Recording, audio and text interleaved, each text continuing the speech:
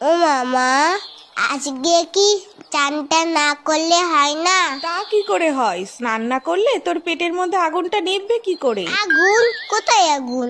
ওই তো দেখ না, তুই ফু কর, দেখবি মুখ দিয়ে ধোয়া বেরোচ্ছে। সত্যি সত্যি? হ্যাঁ তো, যা আয়নায় গিয়ে দেখ।